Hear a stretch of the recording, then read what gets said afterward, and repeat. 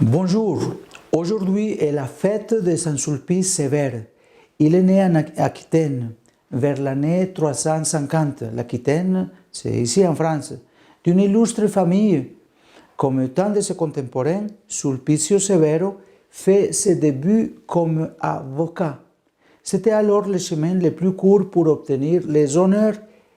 Il devient ami de Saint Martin de Tours, qui peu à peu l'aide à faire le deuil de sa femme et se consacre totalement à Dieu, s'intéressant à l'Évangile et met de côté tout ce qui ne correspond pas à sa décision de faire de Dieu son seul idéal.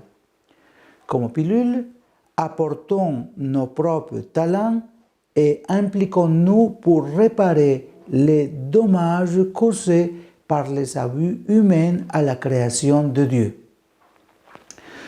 Tout comme San Sulpicio Severo a changé son attitude envers les choses créées, nous pouvons changer notre comportement envers la protection de la planète.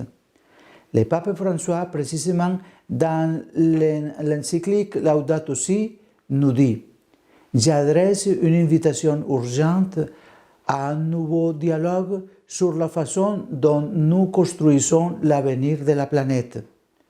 Nous avons besoin d'une conversion qui nous unisse tous, parce que les défis environnementaux que nous vivons et ses racines humaines nous concernent et nous touchent tous.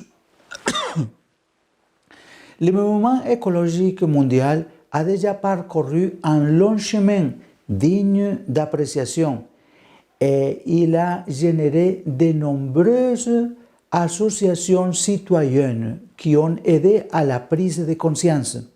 Malheureusement, beaucoup d'efforts pour chercher des solutions concrètes à la crise environnementale échouent souvent non seulement à cause de l'opposition des puissants, mais aussi par manque d'intérêt de la part des autres.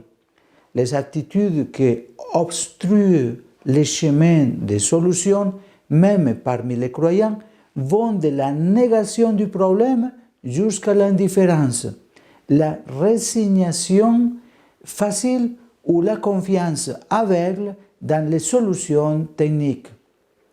Il nous faut une nouvelle solidarité universelle.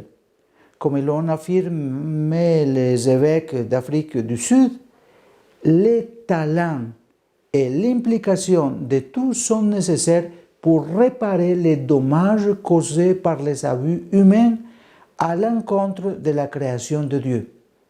Tous, nous pouvons collaborer comme instrument de Dieu pour la sauvegarde de la création, chacun selon sa culture, son expérience, ses initiatives et ses capacités. Faisons-le.